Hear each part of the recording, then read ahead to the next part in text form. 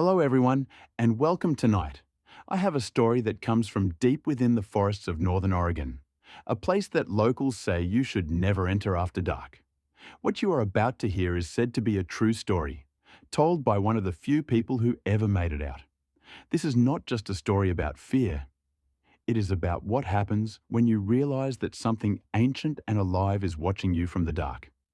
If you enjoy these real horror experiences, make sure to subscribe so you don't miss the next one. Now let's begin.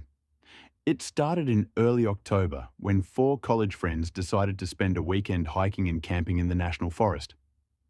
Miles away from town, the air was cold and the sky looked like it could rain any second, but they didn't care. They were looking for adventure and maybe a little thrill. The first night went fine. They laughed around the fire, told ghost stories and listened to the distant howls of animals echoing through the trees. But when morning came, they realized their phones had no signal, and the small trail they came from seemed different somehow. Still they pushed further, thinking they could loop back later. By sunset, the forest looked unfamiliar.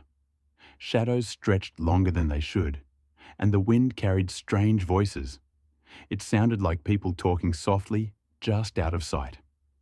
At first they thought it was other campers, until one of them pointed out that the whispers were saying their names. They froze silence, followed then a low sound like breathing, close behind them. They turned around, but nothing was there. The trees looked different closer. Somehow they decided to head back the same way they came. But the trail was gone, completely gone, replaced by thick brush and trees they had never seen before. Panic started to creep in. Night was falling fast, and their flashlights flickered weakly. They set up camp again, too scared to move. In the dark around midnight, one of them, named Kyle, said he saw a figure between the trees, tall, thin, not moving, just watching when he pointed his flashlight.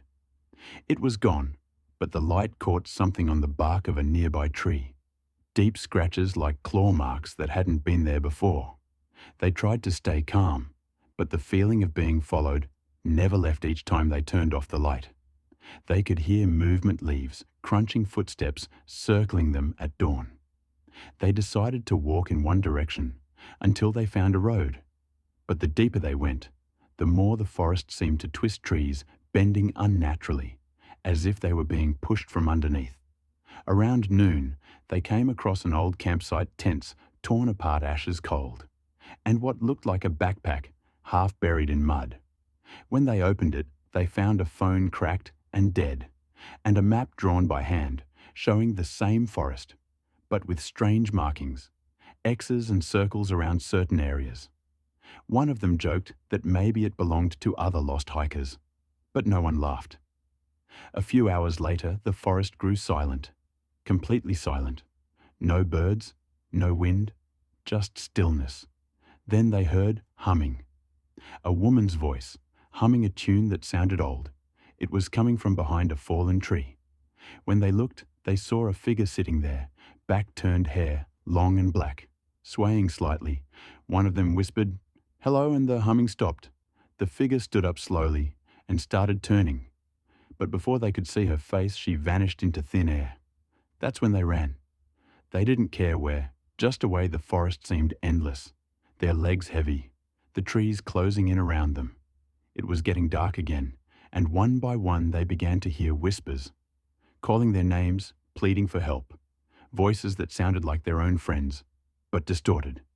They ran until they found an open area with a small wooden cabin. The door was open inside. It was empty except for a few old tools and something carved into the wall. Words that said, "The forest keeps what it takes." They spent the night inside, afraid to sleep at dawn. Only two of them remained awake. The others were gone, their sleeping bags empty and cold. They searched outside, but there were no footprints, just fog. The remaining two kept walking for hours until they finally saw light breaking through the trees. A highway. At last, they stumbled out, dirty, shaking, and terrified. A driver stopped and called the police. Rescuers searched the forest for days, but found no trace of the other two. Not their packs, not their clothes, not even footprints.